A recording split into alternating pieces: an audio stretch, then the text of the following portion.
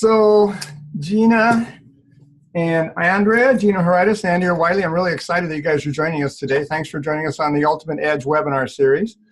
Guys, I met Gena and Andrea it's been maybe almost a year ago at a REAPS event. That's the Real Estate Association of Puget Sound. Let's do a shout out to them. It's a great organization in Seattle. And they had a little book there that looks a lot like this. They are accomplished authors. And I was really taken by what they've done in the book and everything. So I've read it a couple times now. It's been really an excellent read. I've really enjoyed it. With that, you guys have a much deeper background than that. I know you've been through a lot to get where you're at. And so if you could just start off maybe by telling us a little bit about yourselves, where you came from, your journey to be accomplished authors, accomplished real estate investors, and instructors and teachers at the same time. Well, sure. And John, first of all, thank you so much for this opportunity to share a little bit of information with your audience. I started investing in 2009. Very unlikely background to delve into real estate. I had been a stay-at-home mom and housewife for 20-some years and 4 kids. And frankly, we just reached a place in our life where we needed more money. You could put 2 kids in college at the same time. And, you know, it does a number on your home equity line of credit. So I actually sort of accidentally ran into real estate. I was watching an infomercial late one night and they were talking about real estate. And I thought, I didn't even know normal people did that. So I got some good education and, just start implementing like crazy, which I think Andrea and I both believe that, the biggest trait you need in this business is just persistence to do what needs to be done. And so I got a number of deals done in my home market, which is Seattle. And soon thereafter, start investing remotely, which is something I think we're going to talk quite a lot today about. And so you'll understand why when we get to that point. And I met Andrea, who I consider one of my best friends in the whole world, not only my business partner, but we met at a real estate event and just really hit it off, had a lot of the same goals, even though we're in very different places in life, and decided that we should just kind of join up. We saw a need in the industry for education and mentoring that was affordable, number one, and actionable and practical. So we put together the book and some online education and have really had the privilege to mentor young, or I should say new and experienced investors around the country. In fact, in 4 countries. Excellent. Andrea, how about a little bit about your background, please? All right. Well, I am married to a man that is constantly obsessed with improving himself, which is fabulous. But I also tease him sometimes that he's kind of like a 6-year-old that wants to do soccer 1 minute and then baseball and then basketball and anything.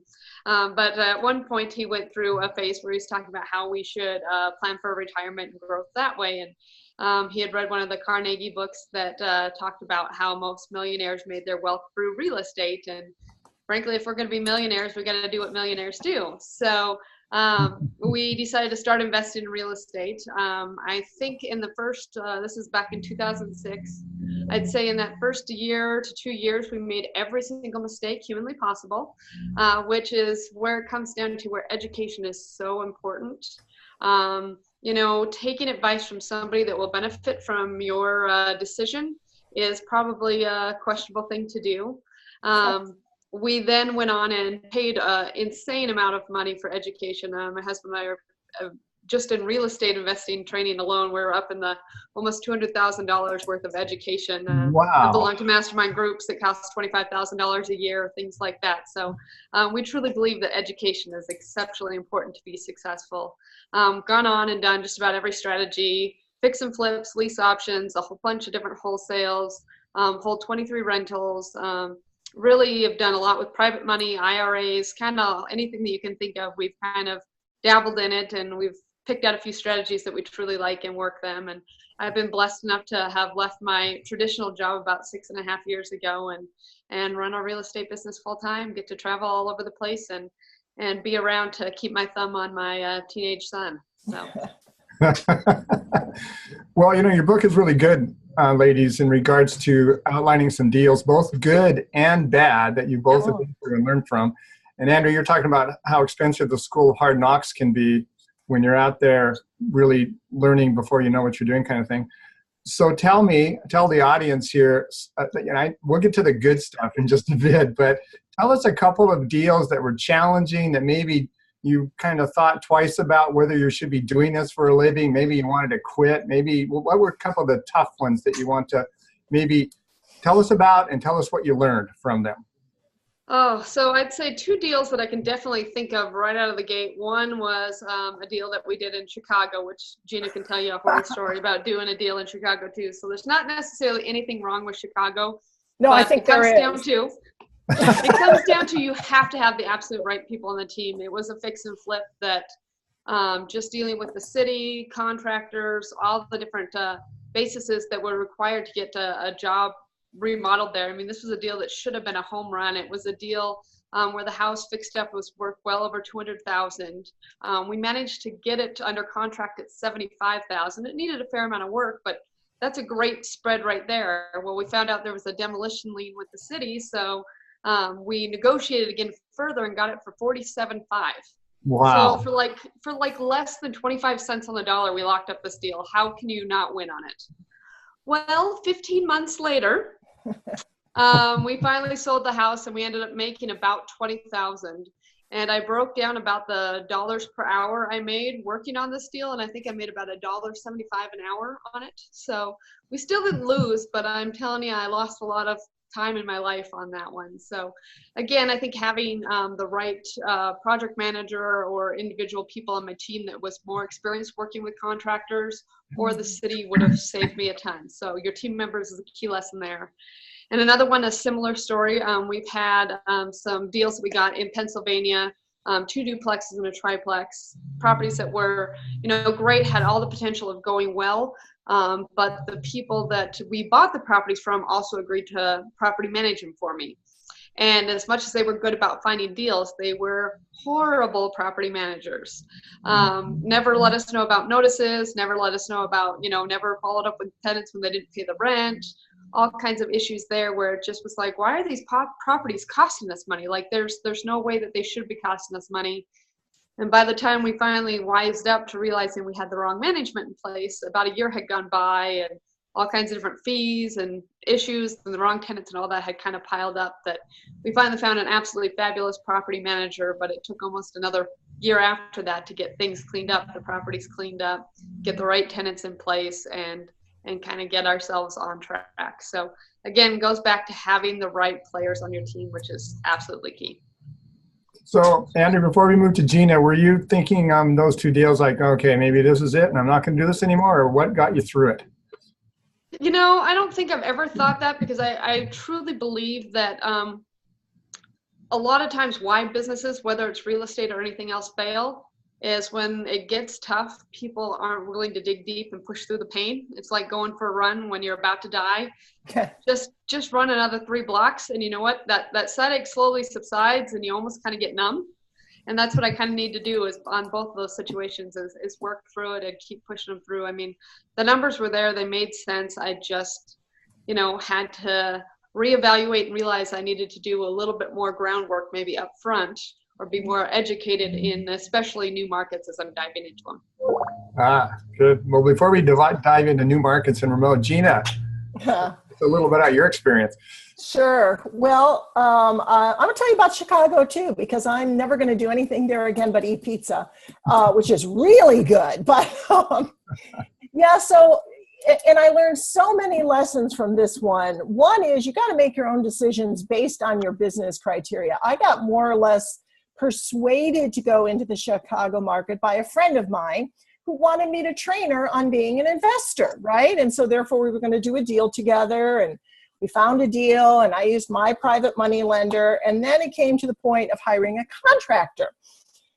And have you read the book John Blink by Malcolm Gladwell? Blink I have not. I know of the book, I haven't actually read it. Such a good book. Highly recommend it to anybody listening. And what Malcolm teaches in this book is when you get, what you might call intuition or that hunch, or for a woman, women's instinct, it's not just that hunch. It is really everything your brain has ever experienced, processing very quickly and telling you yes or no. My brain told me no immediately on this contractor. In fact, my brain told me no immediately about going into Chicago, and yet I allowed myself to be persuaded. Contractor was a friend of a friend, had a good cheap bid. Mistake number 2, cheap bids are not cheap. No, cheap bids tend to be very expensive. And so we went through a rehab. I found out, sadly, from the village that the licensed contractors, the plumber and the electrician who had filled out the forms at the village were in fact not the people this guy was using, and we failed all of our inspections 17 times. So nonetheless, the rehab cost me 2 to 3 times what it should have, and then I had to hold it as a rental for a while, and it was an absolute disaster. Did I think of quitting? No, because I've won more times than I've lost. And, you know, one of the things I learned from one of my mentors is how quickly can you recover? And I had to talk myself into it. I had to give them a lot of pep talks. Andrea gave me a lot of pep talks.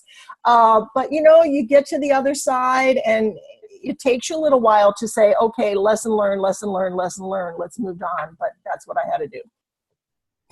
Good job to both of you for powering through some pretty difficult situations. It sounds like. Thanks. And most real estate investors have their stories, guys. Oh, yeah.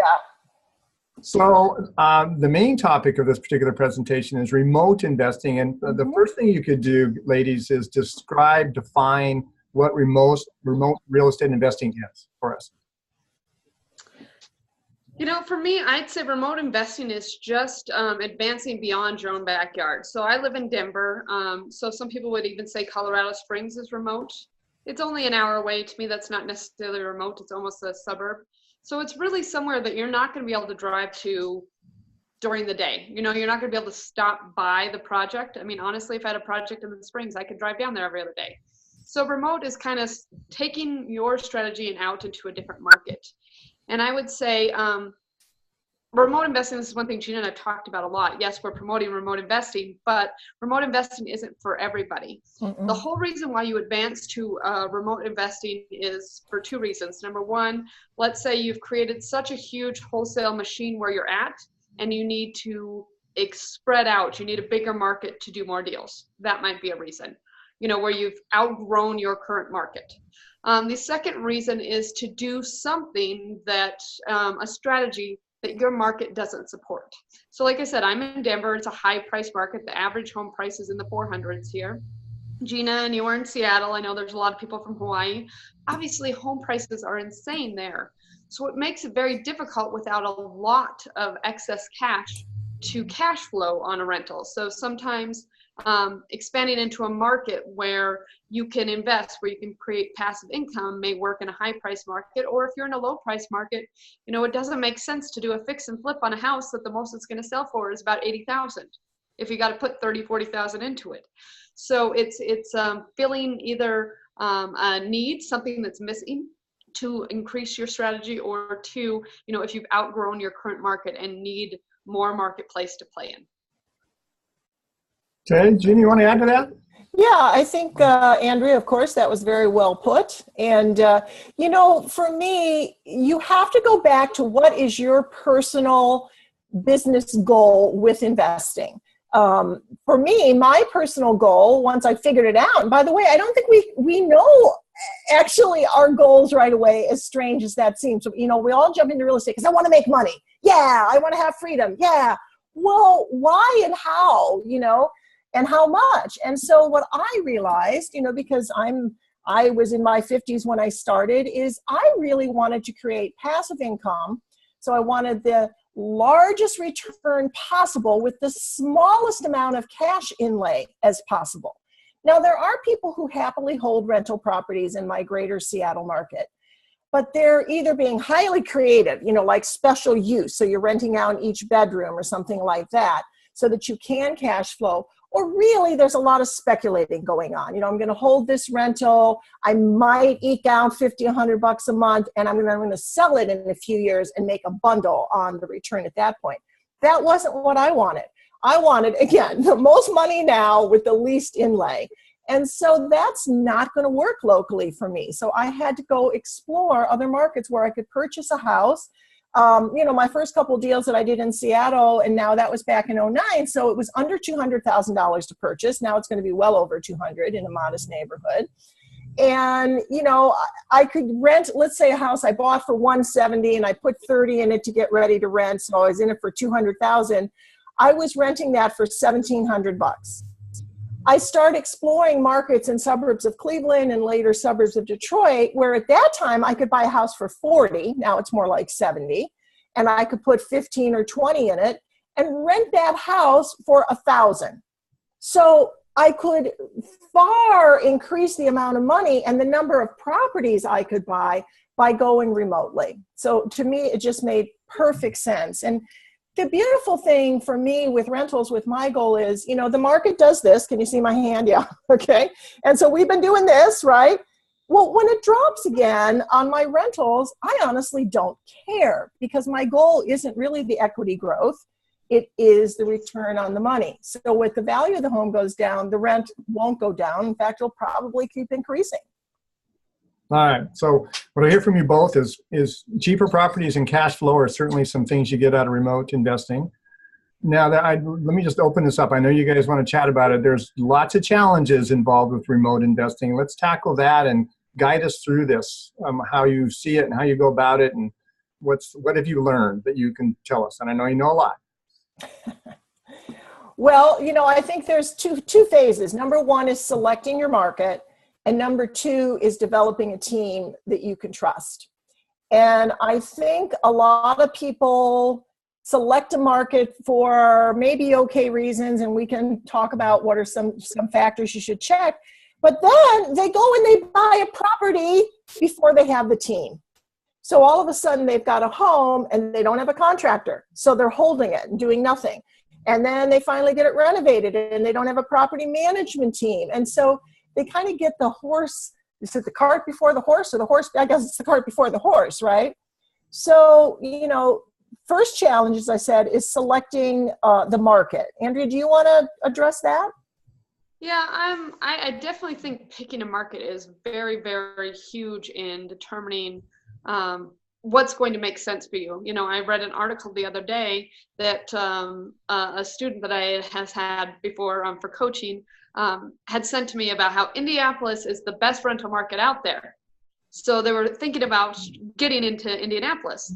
And I read the article, and the reason why it was the best place for rentals was because rents were so cheap.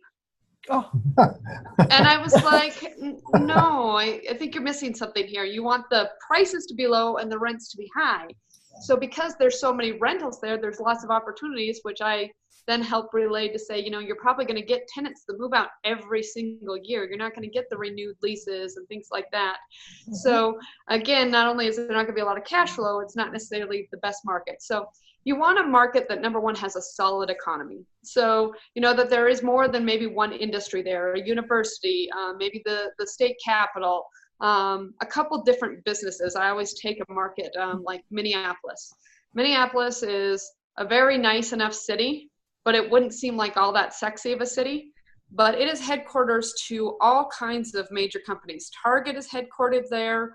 3M, the company that makes Post-it notes and all kinds of different supplies. Caterpillar is located there. I mean, there's just lots of industry there, let alone universities, municipalities, all kinds of stuff, hospitals, things that make that a very, very solid market. Now, because the economy's up right now, home prices there are up, but not even about half still what they are in Denver, probably even a third of what they are in Seattle. So it's all perspective. But I look for a market that's solid. Mm-hmm. And I want to make sure people have jobs. Honestly, I don't care if people work at McDonald's and Walmart. That can still pay rent. You know, I just want to make sure people have jobs and there's job opportunities. And let's say Target up and decides to leave Minneapolis. The population, the economy isn't going to collapse because one industry left. So that's one thing I always look for. And then from there, I look at the stability of the home prices. Do they have major swings like a Phoenix, a Vegas, the whole state of Florida for that matter? When the economy's up, home prices are up. When the economy's down, home prices are so far in the toilet, it's not even funny. So, you know, I want a market that's that it may go up and down with the economy, but it's not going to have the huge swings. I like non-sexy markets. I always use the Oklahomas for an example. If you look up Oklahoma City and Tulsa, you know, they never really go up, they never really go down, they just kind of are. And that's a stable market I want for especially long-term cash flow. And then from there, I have fun criteria too. Do I want to visit there? Do I know people there? Those are things that help me determine, does this market make sense for me to invest in? So I don't know that St. Louis is the most stable market in the world, but you know what? We got houses at a great price and they rent pretty well. And you know what? I go there twice a year. So I should use part of those as business expenses as I go out and check out my properties and meet with my teams out there. So you pay for your travel expenses. There you go. Yeah. So I'm not sure if Oklahoma wants to be known as the unsexy state, Andrea, or not, but probably not. Probably that not. aside. Okay, so choosing the market is really important. What tools? How do you go about selecting the market specifically? Well, the first thing I look at is what are the home prices compared to the rental rates? And, you know, that's easy enough to look up. I mean, you can just go on Zillow or Trulia or Redfin or Realtor.com. I always think of those as the 4 big free websites, and just start looking at price points, right? And so if you can find and for me, again, you know, this is my criteria. Everybody's different, but I never invest in the heart of the city. I kind of go out to the first ring suburb, if you will. So I'm looking for modest neighborhoods, typical 3-bedroom house. What's it going to cost me? And then I'm going to check rental rates and see if there's going to be a good ratio. And it's easy enough to do that with websites like Rentometer, or even Zillow has a decent rent zestimate, as they call it. You can call property management companies, find out. So number one, you know, unemployment, as Andrea talked about, is really key. Businesses that are there, and then what is the cost of the purchase versus the rent? I also then, you know, use a number of free online websites. I love Trulia because crime, of course, you don't want to find yourself getting rentals in the middle of a crime pocket. So Trulia has a great, it's called Local Info, and they have a crime map that can kind of get you to know neighborhoods a little bit. And, you know, because where Andrea lives, Denver, where we live, John, Seattle, in Hawaii, you know, those major cities are quite different than Midwest and the South. And it can be a real eye-opener when you start really seeing what some of the inner cities can look like. So you need to get to know the neighborhoods. Oh gosh, what is the name of that website? City Data. Thank you. City-Data. Yes, thanks, Andrea. It's literally city with a dash on it. Data can give you all kinds of statistics in terms of, again, crime, home prices, rentals, demographics, how far do people commute, what kind of heat is in a house. I mean, everything and anything that you want to know. Bestplaces.net is another great online tool where you can check things like vacancy rates in one city versus another. So it's not that hard, just kind of nosing around online, if you will, to get to know what's going on in a city. And then, of course, the next step is going to be building your team, and you're going to start quizzing your team. Good. Let me check, guys. And I wanted to mention to the audience here that you can put into the notes section any questions you want, guys. And I'll be asking Gena and Andrea those at the end here, too, as well. So go ahead and put questions in there. Andrea, you want to add to that? And what do you use? What tools? What criteria? So pretty much those tools. I always, when I've kind of narrowed it down to a couple markets, the first thing I'm going to do beyond that is reach out to the local real estate investment club. You brought up REIPs in Seattle. I mean, that is a great network to find out what's working. So I can learn a lot from networking with people. A lot of these different real estate investment clubs have Facebook groups that you can kind of post questions and get dialogue going right there on the social media sites. And that's where I get a lot of questions answered, find out where other people are excited about doing deals, see what wholesale deals people might even have there. But this is where I really start to build that team. Instead of getting, again, recommendations from my realtor or just some general site online, I want to get referrals from active investors on people that they're using and would be happy to recommend. It's where I always end up getting, get a couple different referrals for contractors, property managers, insurance agencies, all those different things to make sure I'm working with the right people. Because, sometimes when you go to the yellow pages and you start calling people or talking to people that way, you can get some salespeople who will tell you all the things that you want to hear. It seems to be easier if you're going to interview people or find those right team players, that you can start with a solid referral instead of finding somebody online and then asking for a referral later. It narrows down a lot of the groundwork. So that's one of the huge factors that I dive into, is finding out what people local that are active are using right now. Okay, and what tool or how do you find an active real estate group in the area that you trust? So a couple different things. One, you can do just a basic search on Google, or I love the website meetup.com is great. Meetups is a great place to just search real estate investment clubs. There's a couple other websites where you can get contacted with other REI clubs. One is creonline.com. That stands for Creative Real Estate Online.com. And then reiclub.com is another website that you can go, and there's all kinds of different tools that you can use there to just select a state, and I'll give you a list of all the active clubs in that state with either phone numbers, websites, things like that you can utilize to find active clubs. But I've also found, again, most active clubs have a show up on the Google search engines. So sometimes just a basic real estate investment club, St. Louis, Missouri, will bring you up with a list of people. All right. And before I move on, do you find it necessary, so you've narrowed it down with using the tools to maybe 2 or 3 areas that you think are great, there's some real estate clubs there and all of that. Do you go visit the area first? Is that a necessary step? I generally don't. One time I did. I was in a brand new market in Jacksonville, North Carolina. I had never, ever been to any place in that area. So I did make a trip and tour it around with my real estate agent. But that's really the only market I've done that in. My first remote market was Cleveland, and I grew up in Cleveland. Everybody thinks, oh, well, that's why you've had success there. Actually not. I hadn't lived there in 20 years, so if anything, I had a false sense of knowing the city. It was entirely different. But, you have to have several somebodies on the ground in that city that will do the physical looking for you. In today's world, my goodness, look at this. We're all talking. We've got people on from around the country. We're face to face, right? That's no different. I mean, I can have my contractor walk me through my house on FaceTime, right? I can have online videos posted. With the information you can get online and the availability and utilization of technology, I generally don't go unless I'm going to go visit friends and family. And then, like Andrea said, pick some place you like. Yeah, two things I would add to that.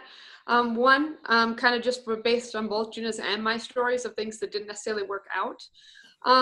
Your realtor shouldn't necessarily be best friends or in the same business as your property manager, as the same business as your contractor, things like that.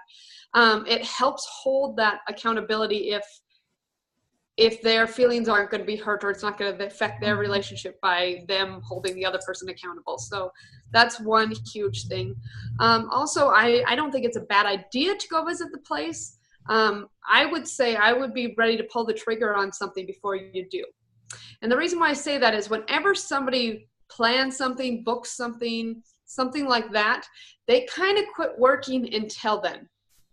If I know at the end for spring break, I'm going to go to St. Louis, it's kind of like, well, I don't want to do anything until I get there because then I want to check it out. So now I just gave myself a month of not doing anything. So instead, try to have a whole bunch of groundwork and paperwork and information and appointment set and all that before you go.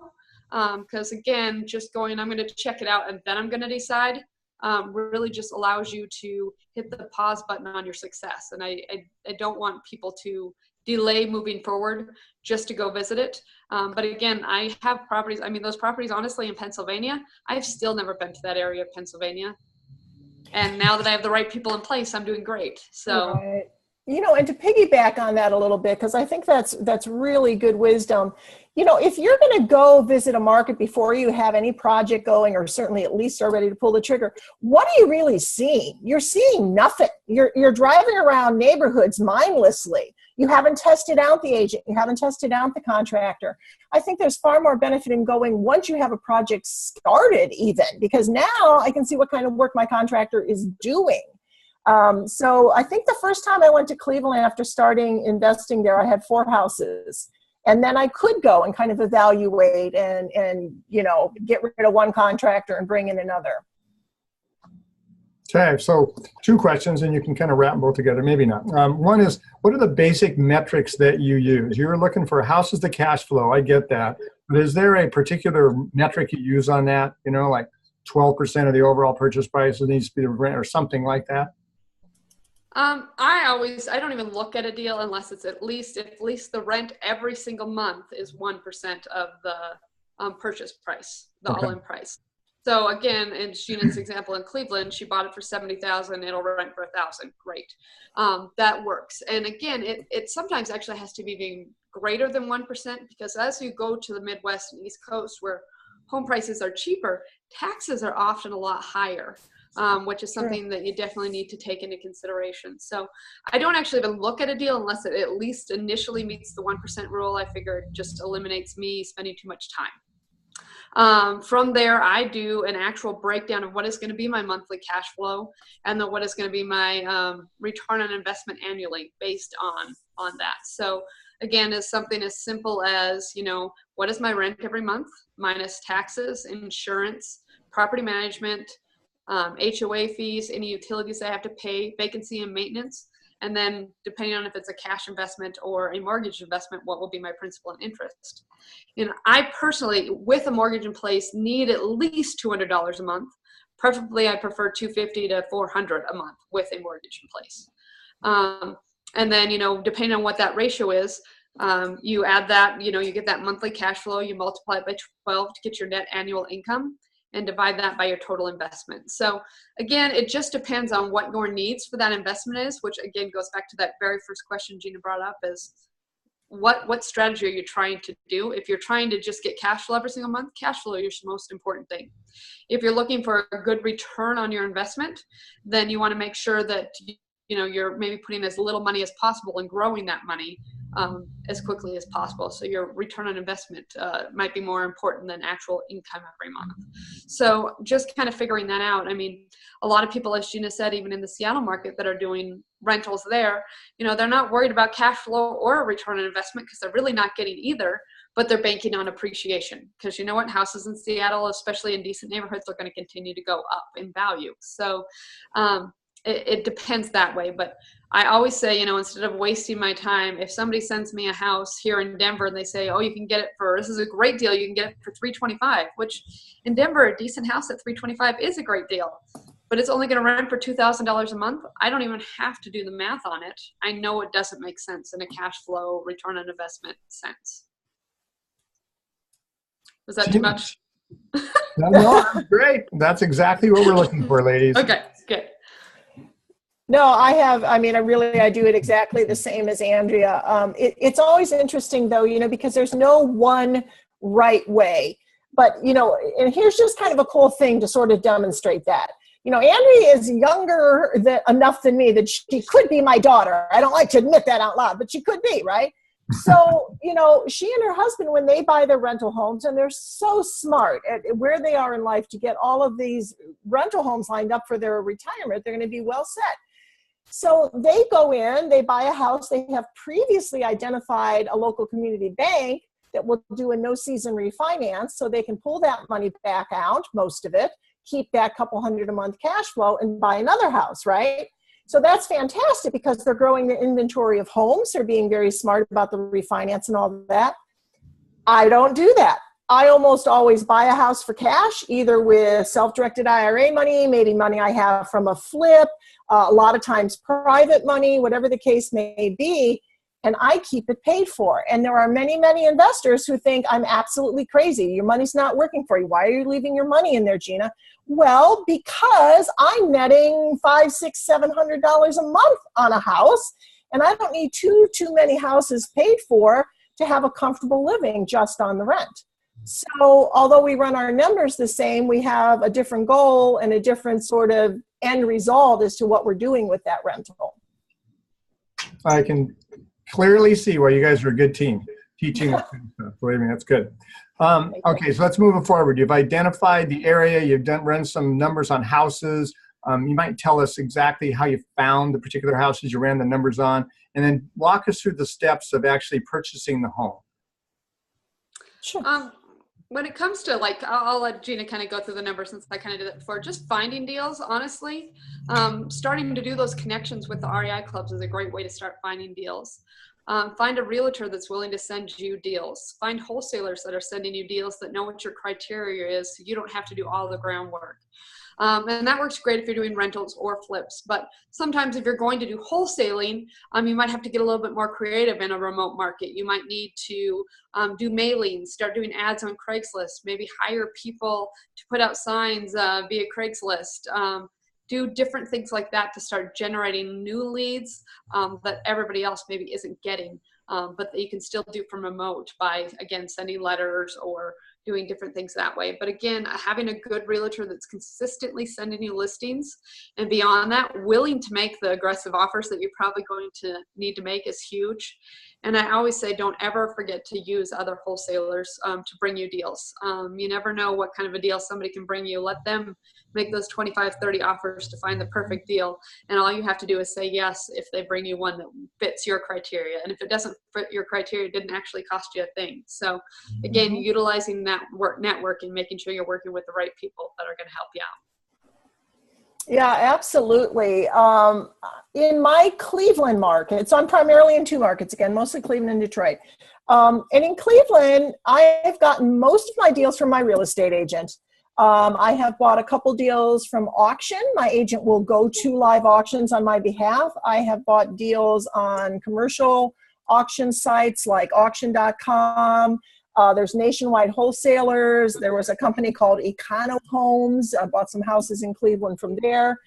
And I do have an assistant in Cleveland who puts down bandit signs for me, and I've bought homes from there. In terms of my Michigan market, I have colleagues and dear friends, and Andrea and I are both really good friends with, that do a lot of wholesaling. And so I buy every one of my houses in Michigan. I've bought from another wholesaler and more than happily paid them a fee for that. And they get the deals either from the MLS or they do bandit signs like crazy. So that's really how I've gotten my deals. And you know, another thing I think is important to at least mention here is that there are a lot of investors around the country, particularly in areas that cash flow well, that provide what we would call turnkey rentals. Or another flavor of that is what we call full service wholesaling. So a turnkey provider buys a house at a discount, has their contractor team fix it up, gets a property management company in place, gets a tenant in there, and then sells it to you like, here's cash flowing property, right? It's a real shortcut. A lot of people are like, oh, it's going to cost me so much more money, but maybe not because they have a fine-tuned machine, right? You still have to vet them out. But, you know, so you can either build your entire team from scratch, or you can just vet out some good other investors nearby that will present you a gift-wrapped house. I love it. I know we barely dipped our toe into the water here with all the questions could be asked around the stuff you guys are sharing. But I want to move forward because I know you have a new online class. Is that the way to say that? And I want you to be able to talk to us about that and tell us what it is. Please. Cool. Yeah, thank you. So Andrew and I have a website called atimetoprofit.com, same title as our book, A Time to Profit. And on that website, we have, of course, some free information, some complimentary videos that go with our book, but we also have a complete platform of online education. And we really like this format. You don't have to carry around discs. You don't have to have little drives. You don't have to have books or printouts or anything. You can simply get to our education online, even if that means on your phone in the parking lot while you're waiting for your kid to come out of soccer or something. So our newest course is Investing in Remote Markets. We have been asked for this course time and again for the last 2 or 3 years. I truthfully, and Andrea, I don't know if you do, but I do not know of any other course by anybody that focuses on remote investing. So that is what we have put together. And you can find it on atimetogrowtoprofit.com, right on the website homepage. It is going to be officially released February the 18th, which, by the way, is my 41st wedding anniversary, coincidentally. But we are running a pre-release special. John, may I share that? Absolutely. Okay, we have a coupon code for you if anybody is interested in this course. And I hope that you really take to heart what Andrea said at the beginning. Remote investing is not for everybody. So if you're a brand new investor, get your feet wet locally, get some good basic education so that you know what you're doing on your first deals. But if you're ready to go remote, I think this course is going to be essential to your success. So if you use the coupon code JOHN20, JOHN20 at checkout, we're offering you 20% off the price. The full price is $9.97. Well, thanks for that, guys. Welcome. Do you want to say anything more about the course? Elaborate more what it's about or anything? Or is this kind of... Yeah, I can break it down a little bit. The course really does kind of go through a lot of those questions. And I think it's designed so that you actually evaluate what you want to do in a market. It asks the question, what is your strategy and why do you want it? What resources do you have available? Who do you know? And it has worksheets included so you can start answering those questions to hopefully lead you to the market. It walks you through how to evaluate whether a market makes sense, what are the businesses, what are the crime rates, how to do that. And then it talks a little bit about how doing the various strategies, whether it's wholesaling, fix and flips, rentals, lease options, all of those different strategies is different remote. I mean, the basic principles are the same, but you're going to need a lot more support.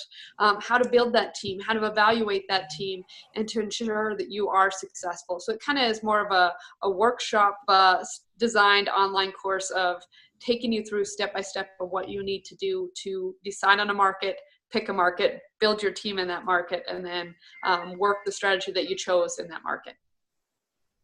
That sounds great. It really does. There's a couple questions before I move on. I want to just check in here. So sure. Gena answered this kind of, but Andrea, do you typically pay cash or do you finance? And if you finance, what type of loans are you getting for rehabs? So what I do for the most part is if I'm doing a rehab, I use private money for the most part. I do a lot of networking with other investors. Actually, a friend of mine who is now a full-time investor took his 401k and put it into a self-directed IRA. I took mine when I left my job, 401k, and put it in a self-directed IRA. And it's very difficult to use your own money to fund your own deals unless the IRA is going to own the deal and all that, and it gets a little complicated. So what we've worked out is a system where we kind of self-direct our money into each other's deals, and we pay each other a solid 12%, which is probably over generous, but we get the favors back. So that works out pretty good. But I usually use private money. I do a lot of volunteer and service work here in Denver, which is actually, it's something that I really enjoy contributing to my society and my community, but it has also opened up a lot of doors for me meeting with other people that are philanthropic and have funds that they're looking for creative ways to grow their funds. So I've been able to get lots of private money at, say, 8% for anywhere from 6 months to 3 years to do different deals. So for flips, that's usually what I do, is use private money to do those deals.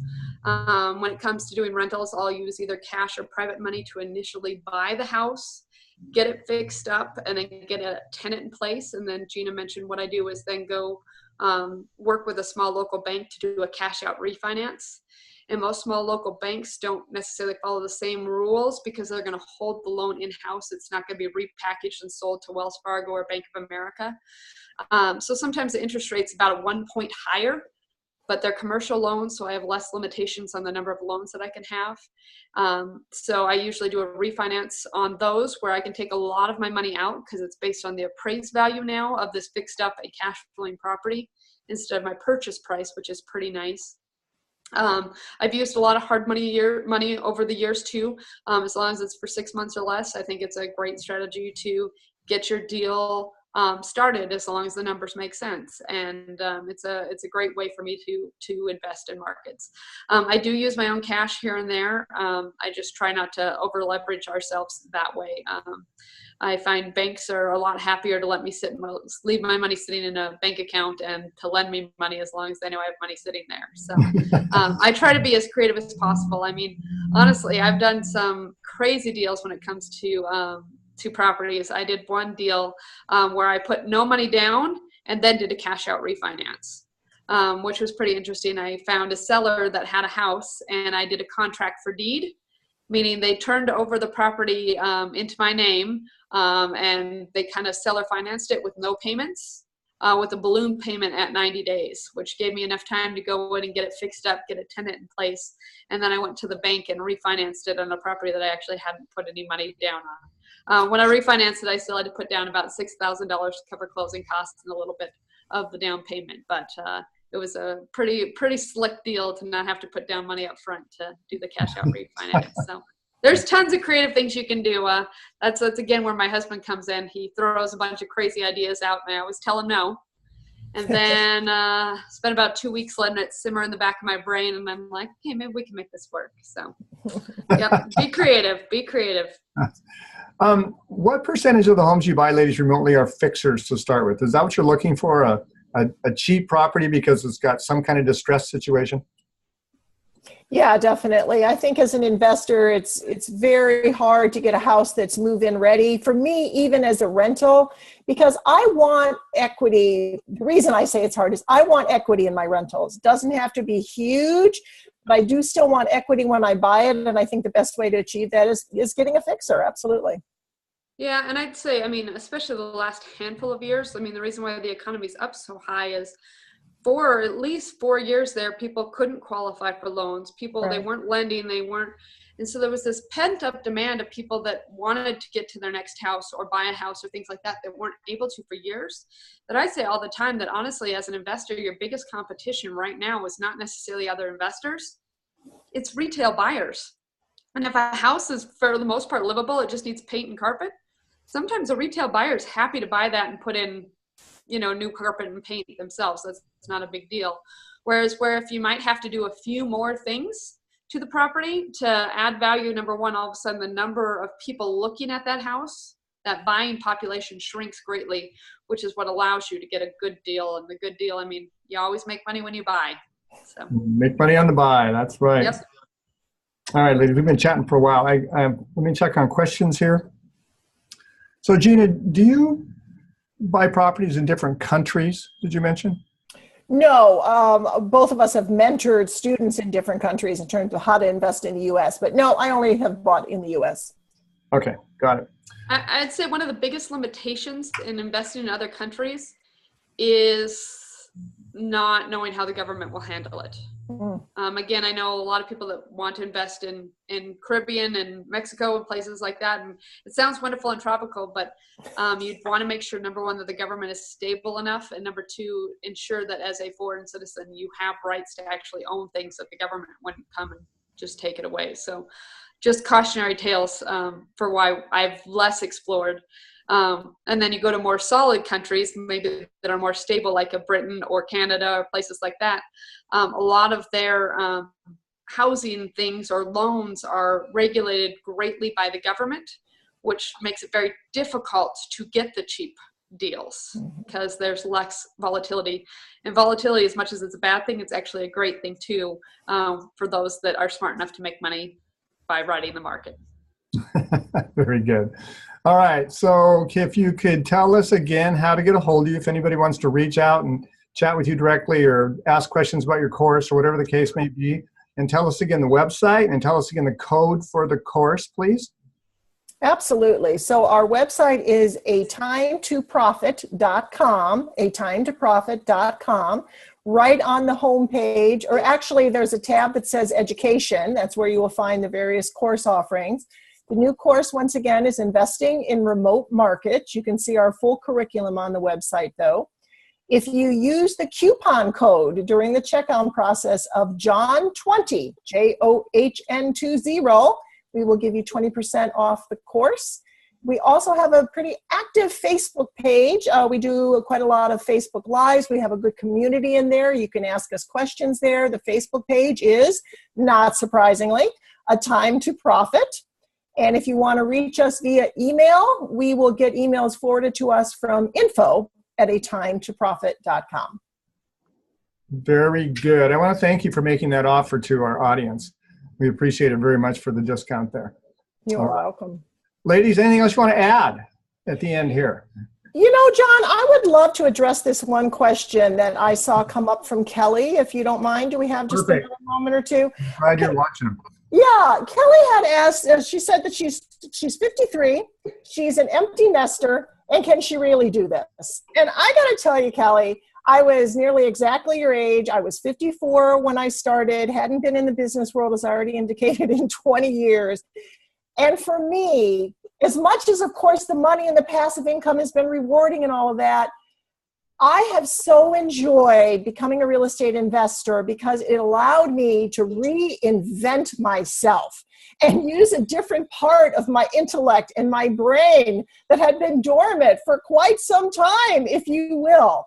And so I encourage you to grab the bull by the horns. I'm going to tell you what, and Andrew would tell you the same thing. It's not going to be easy. It's not going to be simple. It's not going to fall in your lap. Know that going in. Take the challenge. You know, I had a very limiting belief when I started this. I kept saying to myself, I'm just too old. I'm too old. I'm too old. What the heck? You know, I'm not too old. I'm exactly the age I need to be doing this, or it wouldn't have been presented to me as an opportunity. I feel like there are doors put in front of you, and you have to push them open to get to the other side, but there's a reward waiting there. So you're not too old. You can do this if you really want to, and just won't take no for an answer. Yeah, and I would say two things that I would add to just any investor, no matter what the strategy is whatever you do, do it consistently.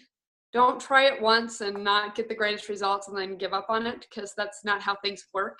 You have to do it over and over and over and over again, which is why, honestly, I like when my agent set me up with 3 drip listings, and I just set the habit on Tuesdays. I go look at listings, I run numbers, I make offers. You know, it's not even something I think about anymore. It's just what I do. And a lot of times I don't get any of the offers accepted, but I still do it week after week. And then beyond that is being resilient. You're going to have good days, bad days, probably more rough days than good. That's reality. But be resilient and power through, and get involved in groups like your real estate investment clubs, other investors in your market. Spend some time, even if you're doing remote things. It's great for the mental health to surround yourself with other people that believe it's possible. Because again, sometimes this was actually one of the hugest challenges for me when I quit my job and decided to do this full time. I started spending too much time at home by myself. And let me tell you, the voices in your head aren't nice to you. They're not. So you need to surround yourself with a community. I mean, get on our Facebook group, share what's working, what's not working, and we're happy to help cheerlead for you as well. So again, do things consistently and be resilient. Wow. I'm telling you, ladies, the price of admission was great on this one. You knocked it out of the park. So the book is called A Time to Profit. Yep. It's written by Gena, Horiatis, and Andrea Weule. And that's who chatted with us today. Thank you for being here. Any parting comment at all? Did you say something? Were you going to say something, Gena? You know, I did want to mention, for those of you listening in Seattle, Andrea and I will both be presenting at the REAP's main meeting, which is Thursday the 28th. And we will be doing a full day teaching, focusing highly on remote investing on Saturday, March 2nd. You can find the way to register on reapsweb.com. Thank you, John. Thanks, Gena. Thanks, Andrea. Thanks for being with us. REAPS is a great organization, guys. Highly recommend them. If you're in the Seattle area, stop by, check them out. You're going to love what's there. And with that, I'm going to stop the recording here.